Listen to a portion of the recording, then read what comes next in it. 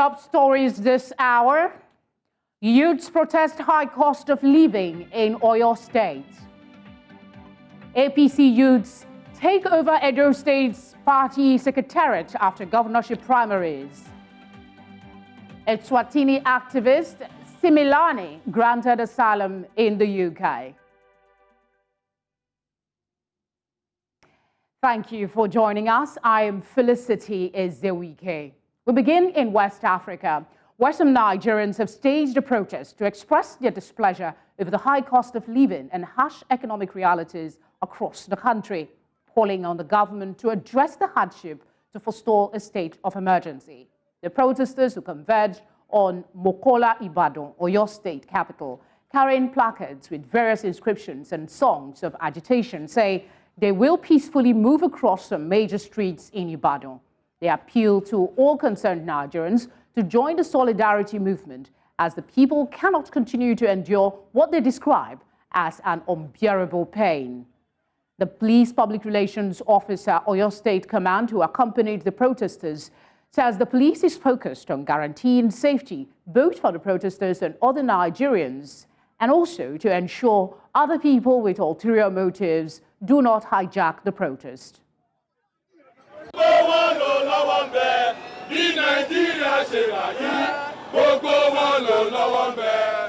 whole country is hungry. We just need their intervention. We do not want to fight with them. We are not here to cause any problem. We are just here to tell the government our problems, that they should just look into this for us. That they should please look into the problem of the masses. Help us. Have mercy on us. People are hungry. People are dying daily of hunger. Insecurity is killing people. We just need them to help us. They should just help us. They should just look into our case and be of help to Nigerians. That's just all we need. We Nigerians have the right to hear their opinions. And we cannot say because we are here today, we must not allow every other Nigerians to exercise their constitutional duty. Section 34, 39 and 40 empowers every Nigerian to organize a peaceful assembly and to speak about the economic hardship. On this note, this is not today's own. Our people have the right to freedom of assembly as it is. But our duty is to ensure that it is not hijacked by unscrupulous elements. And, if caution is not taken, which is why we are here, to ensure that we provide the intelligence and, of course, the physical support to ensure that this... To take a look at this, I'm joined by a journalist with Oyo News, Olamide Adeniji. Thank you very much, Olamide, for joining us. What is the current situation in Ibadan? Has calm been restored? What are your observations about the protest? Good evening, everyone. Well, let us say Oyo State is calm, Ibadan is calm as we speak. It was a peaceful protest, and every youth came out to just air their views about the economic aspect in the country at the moment. But I think Oyo State people, there's no problem. There's no trouble. As someone who resides in the state, do you think that this protest had any impact? Did it resonate with the government? Has there been any response as regards the concerns raised by the protesters? Well, as we speak, there's no response from government yet, but I am optimistic that the media has done their bit by spreading the news.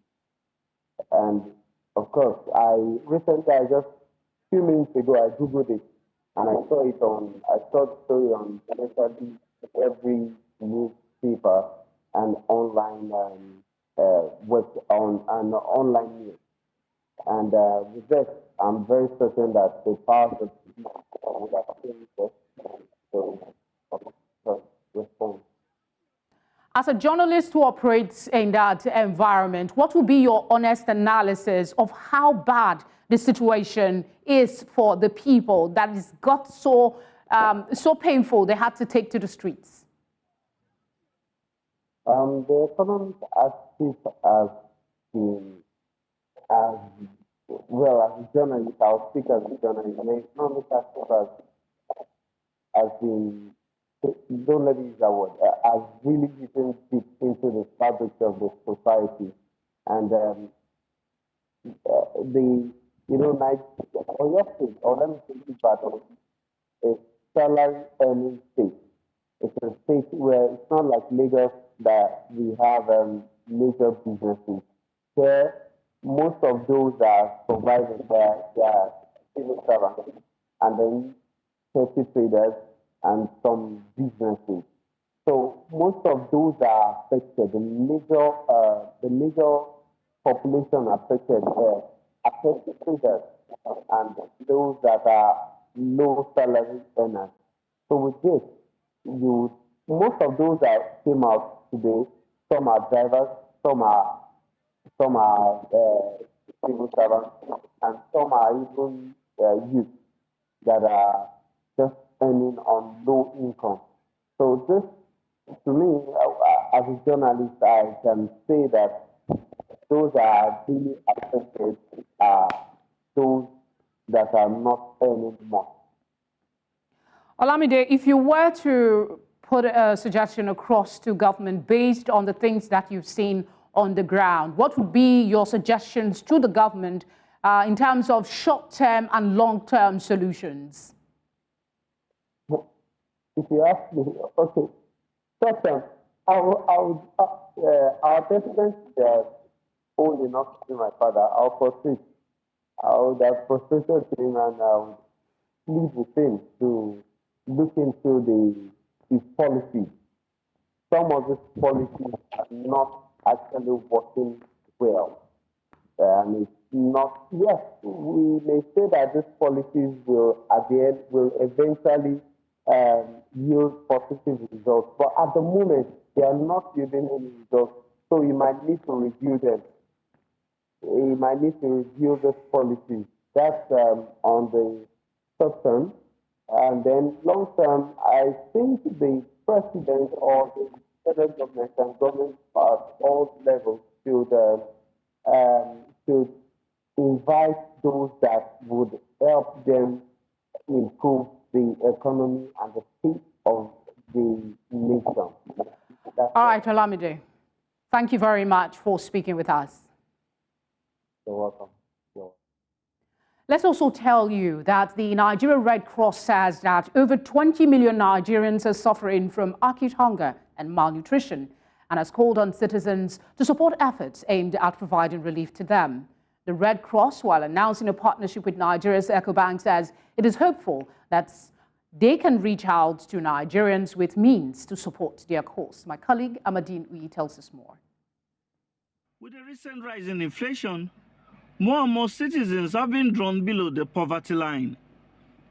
While Nigeria's National Bureau of Statistics says that inflation has risen to almost 30%, the Nigerian Red Cross has also raised an alarm over the increase of citizens lacking access to food and regarded as acutely poor. Today is a day for us to think about what we can do as individuals to help people who are suffering from the impact of this increased vulnerability, particularly here in Nigeria. In Nigeria, a dire hunger crisis is currently affecting the lives of many people.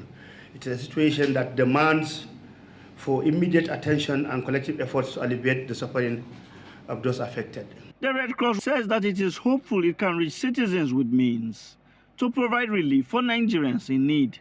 We're particularly delighted to partner with the Nigerian Red Cross Society in this bold initiative. Nigeria Hunger Crisis Emergency Appeal to reach out to 1,092,030 people. Many Nigerians who have the ability, who have the means, even in this harsh environment, that they become generous, that they open up their heart and partner with Nigeria Red Cross to collect resources and allow Nigeria Red Cross to respond to this crisis. In joining forces, we aim to raise funds locally to address the persistent needs of our communities. The funds will be directed towards providing multipurpose cash for emergency relief and recovery, prioritizing healthcare, nutritional support for pregnant and lactating mothers, water hygiene and sanitation initiatives, and livelihood program to reduce disease and other infections. The Red Cross says that it is also hoping to reach about 18,250 households across 11 states of the nation. In Abuja for News Central, I am Amadine Uyi.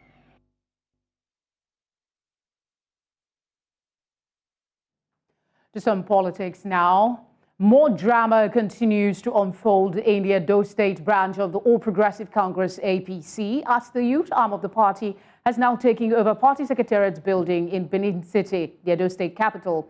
This followed the confusion that came after the party's primaries, where factions of the party announced 3 different winners of the primaries. News Central's Bernard Akede, who is in Benin, the Edo State capital, had an exclusive interview with the youth leader. His report.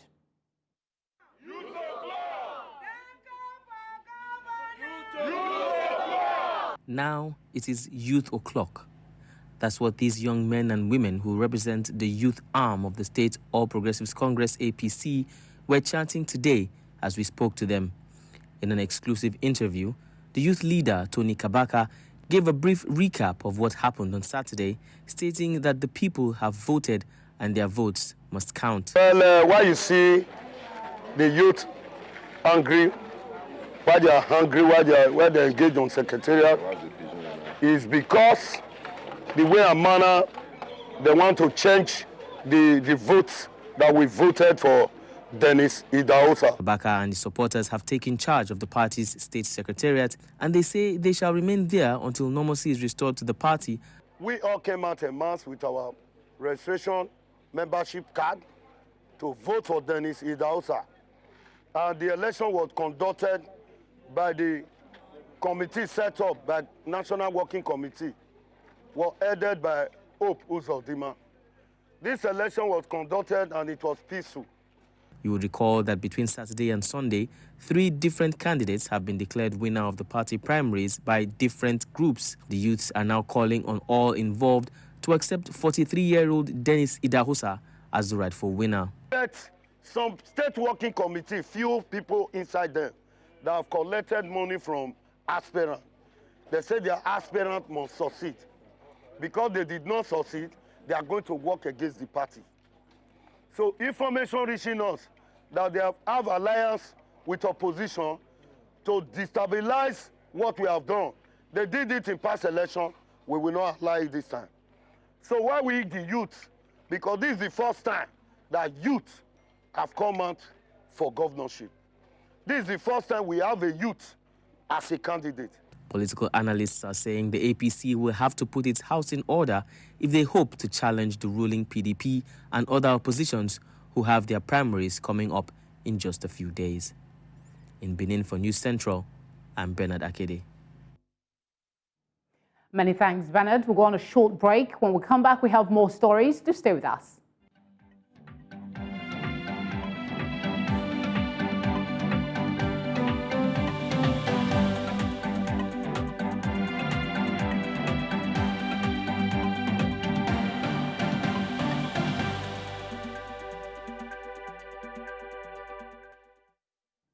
If you've just joined us, you're watching Tonight. A reminder of our top stories. Youths protest high cost of living in Oyo State. APC youths take over Edo State Party Secretariat after governorship primaries. Eswatini activist Similani granted asylum in the UK. Thank you for staying with us. Nigeria and Brazil considering the possibility of establishing direct flight operations between their respective financial capitals of Lagos and Sao Paulo. Both countries also reaffirmed their commitment to deepening bilateral relations, mainly to increase the volume of trade and cooperation across solid mineral exploration, healthcare, and agriculture. This followed discussions between Nigeria's President Bola Tinubu and his Brazilian counterpart, Lula da Silva, on the sidelines of the 37th Ordinary Session of the Assembly of Heads of States and Government of the African Union in Addis Ababa, Ethiopia on Sunday. Nigeria and Brazil began diplomatic relations in the 1960s and have since collaborated in agriculture, education, energy, and trade. I'm now joined on the news by President, Nigerians in Diaspora Organization, America's Brazil chapter, Chika Emmanuel. Chika, thank you very much for joining us. What specific steps can be taken to boost trade between Nigeria and Brazil, and how can both countries work together to increase their economic competitiveness? Thank you for having me. First of all, let me just explain this. Nigeria and Brazil, like you rightly said, have had this relationship for a very long time, and I think this is the right time to really act. Like President Lula said during that interview, Brazil has a lot to offer. So one of the first things I would suggest is that we improve on the diplomatic relationship between both countries. It's been very cold all this while. I would suggest very strongly that we have state visits on both sides, and that we also work hard to organize more trade missions between Nigeria and Brazil. Are there any potential obstacles to improved relations between the two countries, and how can they be overcome? I think it's been a sense of miscommunication all this while, to be honest. So I do not see anything that really stops both countries from negotiating positively. Of course, when President Lula was elected into office in 2003, he did a spectacular job giving special attention to most African countries, which was somehow interrupted in the past administration here in Brazil. But President Lula is back and ready to work with us. So I would suggest that the government gives a bit of more attention to neither Brazil, particularly in the area of agriculture. So we could work with the Nigerian embassy here to create the atmosphere for such operations. How can cooperation in the energy sector, for instance, particularly the renewable energy, help to deepen ties between the two countries? I think it's so obvious today that Brazil has what it takes to lead the world. We have the Amazon forest here. Brazil is kind of self-sufficient here. So, for example, it's just amazing what Brazil has been able to generate that has really influenced lives here in South America. So I think that Nigeria, taking into account the challenges we have back home, should work very diplomatically and extensively to tap into such resources here in Brazil. And I think the ways are really, the doors are quite wide open for that to happen. Is there a need for stronger cultural and educational exchange between the two countries, and what can be done to promote these areas? Yes, I completely agree. We should work really hard on cultural ties with Brazil. Just recently, I think just yesterday, the carnival was concluded here in Brazil, Rio de Janeiro, Bahia, and Sao Paulo. And I was amazed by the different number of samba schools that had to embed their schools' activities into the African culture, particularly Nigerian. And taking into account too that this country, if we want to do serious business with Brazil, we have to begin to introduce Portuguese in our primary, actually secondary schools, I would say. I know we have some activities in universities, but we should expand it a little bit so that Nigerians will get to speak Portuguese, which is the official language here in Brazil. And I think that's really going to enhance. And I think I would also suggest that our embassies should give special attention on training their local staffs, or even our Nigerian diplomats in general, to speak the language, because it helps when they attend events here in Brazil. How, in your view, can Nigeria and Brazil work together to build closer links with other countries in Africa and South America?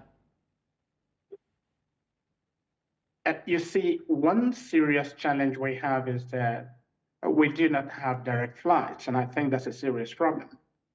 Brazil has more than 200 million people, likewise Nigeria, So, and I remember we used to have about $10 billion trade negotiations between Brazil and Nigeria, which has dropped to 1.6 or so. So if we want to revive such a strong relationship, direct flights from Brazil must be taken into serious consideration now.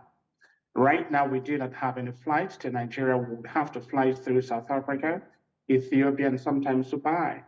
And a typical Brazilian businessman would not be very interested in flying up to 26 hours and to go to Nigeria for a kind of business meeting or so. And please allow me a second to strongly mention that most of the resources, most of the revenue, fund, wealth generated here in Brazil is in Sao Paulo. So it is not very comfortable that we do not have a consulate here in Sao Paulo. We used to have one, but due to some political issues, so it was closed. So it would be important for President Bola Tinubu to please give special attention to the case of Sao Paulo, because with a consulate here, I think we'll be doing much better. Chica, thank you very much for speaking with us. Thank you for having me. In the meantime, Nigeria's President Bola Tinubu has returned to Abuja after a 4-day official trip to the capital of Ethiopia, Addis Ababa, where he participated in the 27th Ordinary Session of the Assembly of Heads of States in Government of the African Union. While in Addis Ababa, President Tinubu, among other things, was appointed by the AU as his champion for human resources for health and community health delivery partnership. He also joined other African leaders to propose solutions to common challenges facing the countries, as well as deliberating on refocusing the continental organization for better service deliveries in various areas, including healthcare, commerce, and security. For fear of possible scarcity of petroleum products at the filling stations, consumers have begun panic buying of petrol, gas, and kerosene. On Monday, the 19th of February, many filling stations in Umuahia, the Abia State capital, were not open for business, even as the few that dispensed had long queues of vehicles and jerrycans. News Centre's Ezewuike reports. There were rumors about the planned downing of tolls by the National Association of Truck Owners until the 15th of February, when the body officially wrote to Nupeng expressing concerns about the high freight rates. Even before the commencement of the strike, the filling stations decided to hoard their products from Saturday, and by Monday, there were just a handful of stations selling to consumers. The government should not allow that. Whatever they have to do, they should do it to stop this kind of threat. Without fuel, all these vehicles will not be able to convey us to our various places of work. Like when I was coming to work in the morning, I noticed that so many fuel stations weren't selling. And at the same time, it caused hold up because there were a lot of cars parked there willing to purchase fuel, but they were not able to get anything. But if fuel no there, you can't go work because there will be no transport. No keke, no motor, no machine, no anything.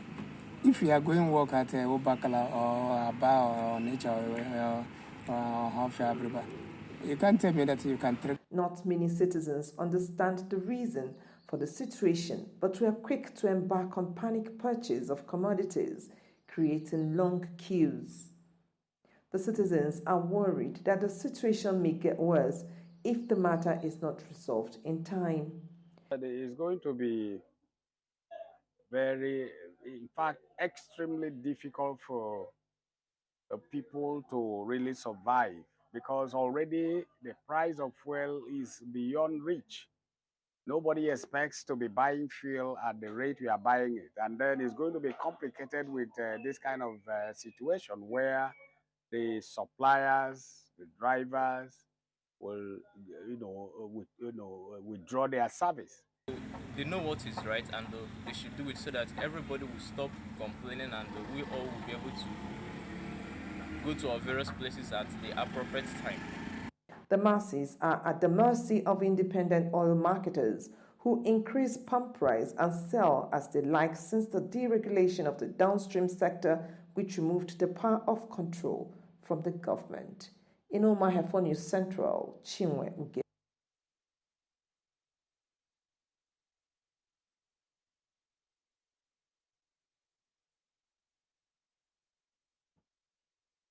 Lagos state government has commenced the cleanup of shanties occupied by squatters under the Obalende Bridge in the Ethiopia local government area.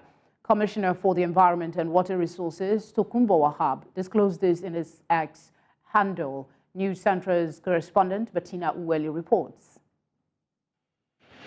Over the weekend, on Saturday morning, the Lagos state government commenced the cleanup of shanties occupied by squatters under the Obalende Bridge in the Ethiopia local government area, after a 4-day ultimatum to commercial drivers and squatters under the bridge to vacate their shanties and move any unlawful motor parks to the state's recognized parks.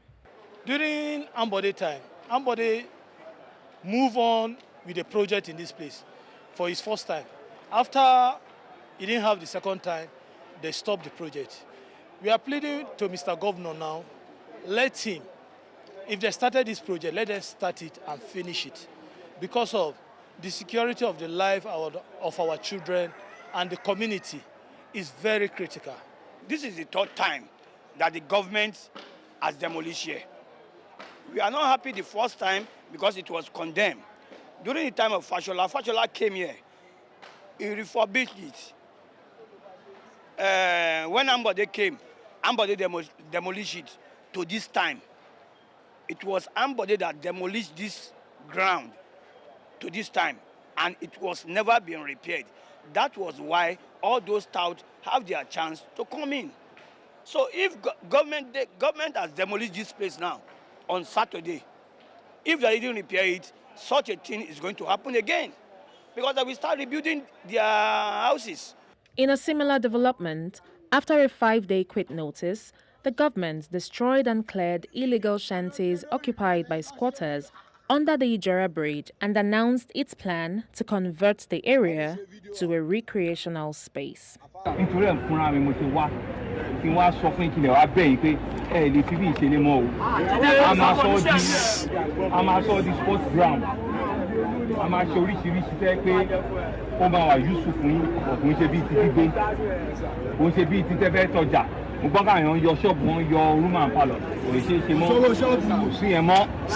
According to Lagos State Governor Mr. Babajide Sanwo-Olu, there will be different kinds of recreational activities created under the bridge, and nobody will be allowed to live or sleep under the bridges anymore, a move that has equally caused worry amongst market vendors who are used to selling their wares there. Inú ọgbà tí wọ́n fún wa yìí, a dúpẹ́ náà bí wọ́n ṣe bá wa wò, torí pé gbogbo àwọn ọmọ kọ́mọ tí wọ́n wà níbẹ̀ yẹn kò tá wa gan lọ́rùn, tí wọ́n ń ta gbó, tí wọ́n mú kó lò nǹkan kan yẹn, tí wọ́n bá tẹ̀ láti bá wa lé àwọn ọmọ yẹn gan dànù sef, ó tẹ́ wa lọ́rùn kí wọ́n bá wa lé wọn. Ṣùgbọ́n gbogbo àwa táwa ń bí ìbàyẹ̀ oníṣẹ́ ọwọ́ ni gbogbo wa, a lówó ṣọ́ọ̀pù lọ́wọ́ ló fi di pé à ń jókòó lẹ́sẹ̀ títì. The third time, they say, is a charm. It is hoped that after this third round of demolition done by yet a third governor, there will be no need for a fourth round of demolition at Obalende Underbridge. In Lagos, for News Central, Bettina Uweli. Many thanks, Bettina. Coming up, Eswatini activist granted asylum in the UK. We'll bring you more on this when we return. Do stay with us. Good to know you're still with us. Now, 15 of the 20 candidates who were approved to stand in Senegal's delayed February presidential poll have called for the new vote to be held no later than April 2. President Macky Sall, whose term officially runs out on that day, announced the postponement of the February 25 vote just hours before official campaigning was due to begin. The move plunged Senegal into its worst political turmoil in decades. Last week, the top constitutional body overturned the decision. However, it has left open the question of whether the election will be organized before Sall leaves office or if the ballot will feature the same candidates.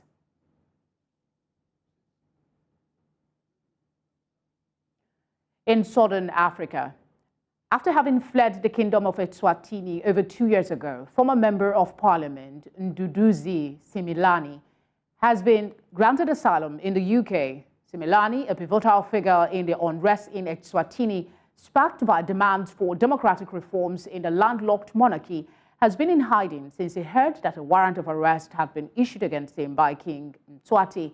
However, a Swatini government spokesperson, Sabelo Dlamini, denied that the arrest of the MPs were ordered by Mswati. Meanwhile, back in his home country, civil groups and citizens are still pushing for change, and there is pressure to conform to a repressive political system that has led many to poverty. And up north, 10 people were shot dead in Libya's capital as the UN mission in the war-scarred country on Monday called for a prompt and thorough investigation. Libyan media reported that more than a dozen people died in the shootings on Saturday in a villa in Tripoli's Abu Salim district without pointing to who was behind the killings. The incident happened on the 13th anniversary of the popular revolt that ended Muammar Gaddafi's 42-year dictatorship, which sparked years of war and turmoil in the North African country. The UN support mission in Libya said on X that it condemns the violent incident in Abu Salim area, Tripoli, on February 17, during which at least 10 people were reported killed, and that it continued to monitor the situation.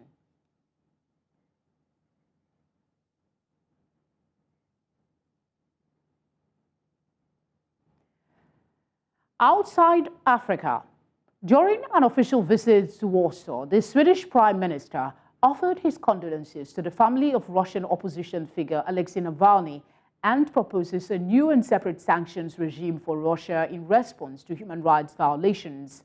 Alexei Navalny's widow had earlier on Monday accused President Vladimir Putin of killing her husband and vowed to continue his work 3 days after he died in a Russian prison. Her video address came as the Kremlin said an investigation into his death was ongoing and his mother was denied access to his body for 3 days. Let me first begin to convey our condolences to Alexei Navalny's family and to all those people tirelessly advocating for a political change inside Russia. The Russian authorities and President Putin personally bear full responsibility for his death. Russian officials must be held accountable and responsible, and Sweden would propose... Let's now join our business desk for today's business news.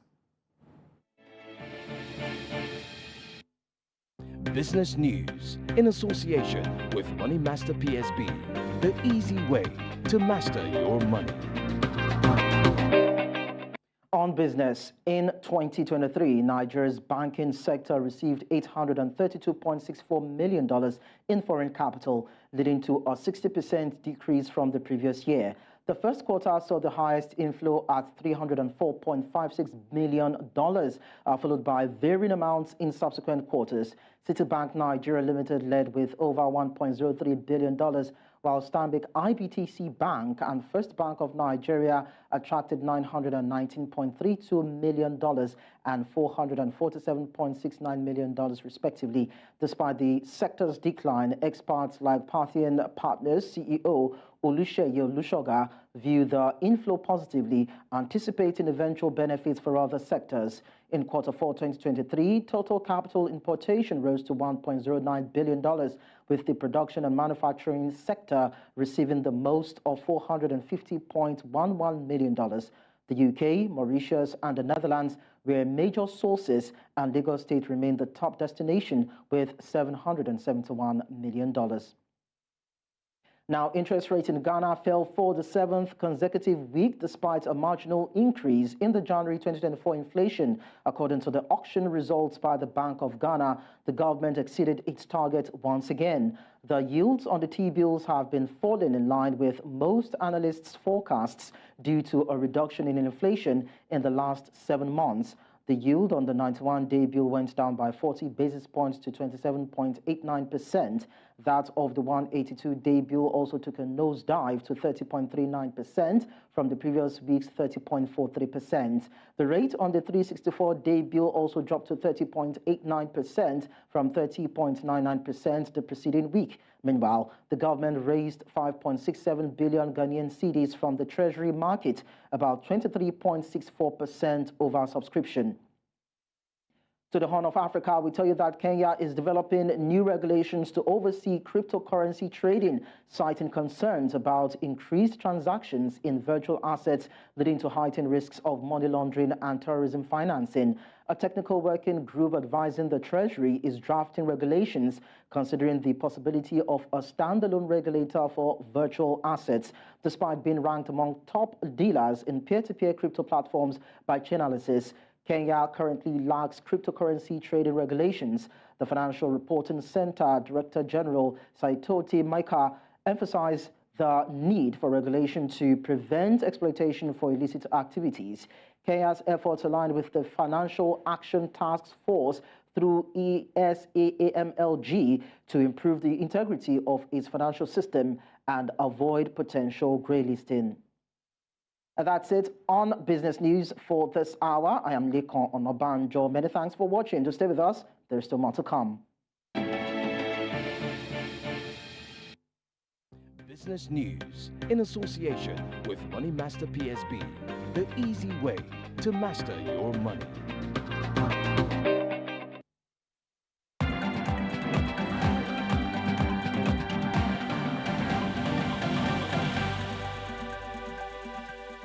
Sports Update, brought to you by Corn Oil. Corn Oil, we go the extra mile.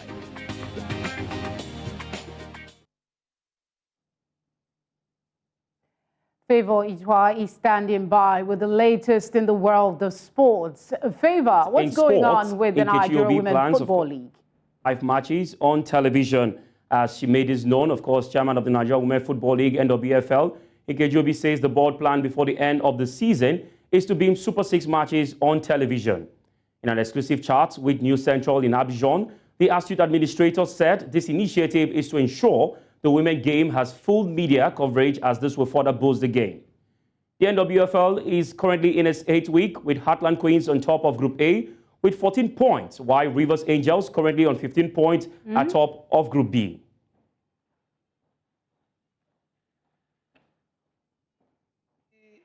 Beam the first one, and that now we're using that as a marketing tool. So you know how this thing is. You've done this, you have to, at the time we came on board, by the time we settled down, most companies had spent both their advertising budgets and their media budgets. So what we're doing is that we're using this new year to revive the conversations. They're ongoing, and I believe that before the season runs out, we will run a few of our matches on TV, with a view, therefore, to now be fully on TV from next season. This first year for us was more about trying different things, and so far those things are attracting interest from corporate organizations. All right, away from there, as the 13th Africa Games in Ghana draws closer, the locations for various sports disciplines have been disclosed, adding to the anticipation for the upcoming event scheduled to run from March 8, 2024 to March 23, 2024. The Boteman Sports Complex will be a hub of various activities hosting badminton, handball, weightlifting, basketball, tennis, and fencing. It will also serve as the venue for volleyball, table tennis, karate, judo, taekwondo, MMA, wrestling, and aquatic events like swimming and triathlon. University of Ghana, Legon Games Village will serve as the central games center. It will handle accreditation, transportation, and administrative matters. Additionally, it will also host sports such as arm wrestling, athletics, squash, and rugby. Football enthusiasts can look forward to action at the University of Ghana Stadium, which will host football, athletics, and triathlon. Meanwhile, the Accra Sports Stadium and Cape Coast Stadium will be the venues for male and female football, respectively. This edition of the African Games in Ghana is set to feature 30 sports disciplines. Interesting time ahead of the Africa Games, and now to football in South Africa. Captain of the Bayana, Refilo Jane, has been withdrawn from the squad of 23 players to face Tanzania in a crucial 2-leg third-round 2024 Paris Olympic Games qualifiers. For the first leg, South Africa will be away in Dar es Salaam to face the home team on Friday, 23rd of February. The reverse fixture will be held at the Mbombela Stadium in Mpumalanga on Tuesday evening, 27th of February at 7:30 p.m. SA time. In the absence of the injured Jane, head coach Desiree Ellis will be hoping that, among others, that the talented but inexperienced Lesogo Nkone of TS Galaxy Queens can come to the party as she receives her first call-up to the Bayana. Jane last played for her country in August 2023 at the FIFA Women's World Cup in Australia and New Zealand, where she got injured in the second match of the tournament against Argentina. Away from there now, of course, to Europe, where Roy Hodgson has stepped down as Crystal Palace boss so the club can bring forward their plans to appoint a new manager. Hodgson was taken ill during training on Thursday amid reports he was to be sacked. The Eagles, of course, have lost 10 of their past 16 Premier League games and are 16th in the table, 5 points above relegation zone. Palace visit Everton, who are 18th in the Premier League on Monday night, with, of course, a new coach appointed, Oliver Glasson, who, of course, was a champion with Eintracht Frankfurt winning the Europa League. Glasson, who is 49 years of age, would tinker the squad in their next Premier League game come next weekend. Interesting time ahead, of course, for West Ham United as we wait to see how much of experience Oliver Glasson will bring to the squad. And that's it on Sports Update. I am Favor Itwa. Sports Update brought to you by Corn Oil. Corn Oil, we go the extra mile.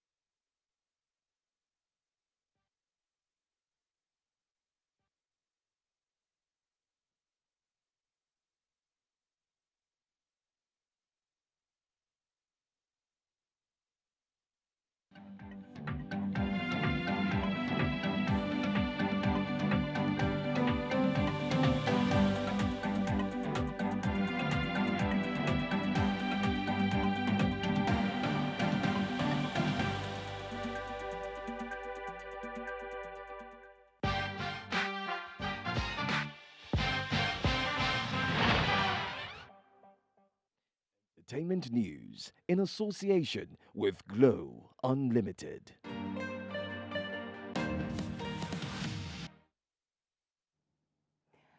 Let's now join my colleague Jadel Simon for the latest in entertainment. Jadel, over to you. What's going on in the entertainment world? Hi, Felicity. Nice to be with you in the studio tonight. Now, if you've been following the comedy space in Nigeria, you know that one name that keeps recurring more often than not is Sheyi, mostly due to his controversial and not so popular political takes. Well, we had the opportunity to sit with him, and in this chat, he shares how he manages online criticism. Let's take a look at that. These people who are bullies or trolls online want to attack what they think you love the most. And for me, because of previous engagement online, they discovered that I'm somebody who loves my family so much. And so the best place they want to attack is my family, is my wife, my children. And also, they know that I'm very passionate about the job that I do, which is comedy. And so what else do you want to do? You want to tell me that he's a failed comedian, he's not funny, but I've done it for 20 years and it has paid my bills up to now, you know, so I must have been doing something right. You know, so I would rather stick to what I've been doing right than to listen to the opinions of people who really didn't get you there. And you know, Nigerians have this kind of mentality that we were the ones who patronized him to get him there, you know. And I'm also this kind of person who have this mentality that I can leave anything and do something else and I will still be great. Okay. And so if you decide to take comedy away, I can become a bus driver and be the best in it. If you decide to take bus driving away, I can become the best teacher. To become a teacher, I become the best in it. Or you go right back into medicine. Who like says? Like I still tell my family, I still tell my wife that probably in another 3, 4, 5 years, I might decide to just quit comedy and go study medicine. I love it that much. It's not late. I mean, like, it's never late for me. Exactly. It's never late. I could just pick up my book, dust off my book, because I still remember some of those things in Ababa. For somebody like you who studied medicine, you remember the particulars. I must commend Sheilo on that one, because not too many of us know how to manage online bullies and criticisms. Now let's talk about BAFTA. Oppenheimer swept the 77th British Academy Film. We're in a race against the Nazis. Entertainment news in association with Glow Unlimited.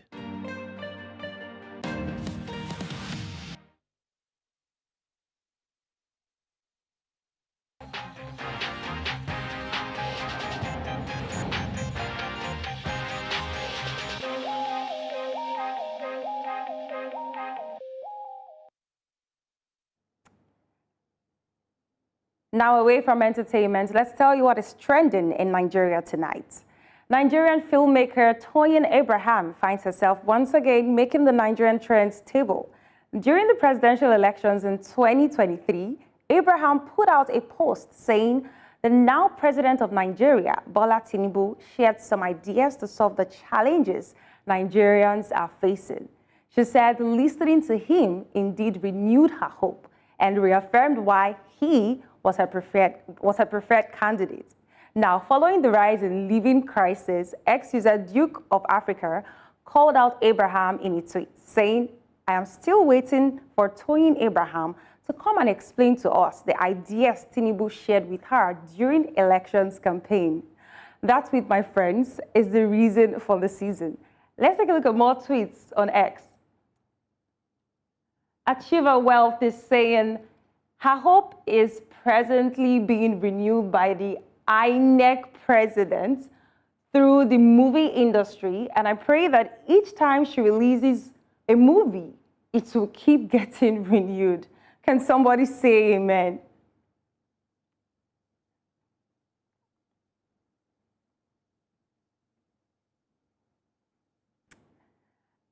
Someone else is saying, we know her.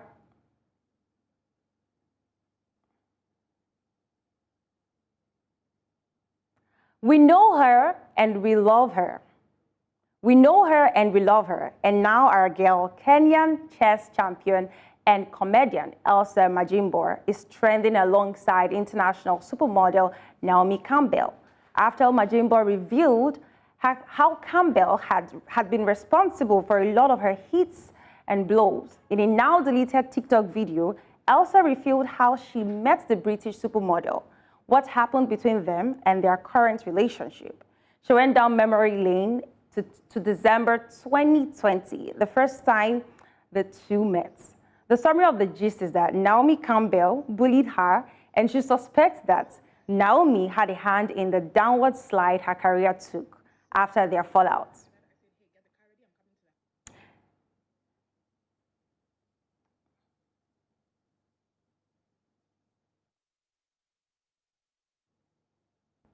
So a tweet is saying, here's a tweet from Immortador saying, this Elsa thing is so funny to me. Why are millennials so afraid to go against the status quo? Everyone is talking about how she should move on, how she should move smarter and play directly, play the long game, as in the same things that have allowed abusers to thrive. This one is saying, it took Elsa years to get to a place where she felt comfortable enough to talk about it. So clearly, she has thought about her career and how this impacts her. So you also can be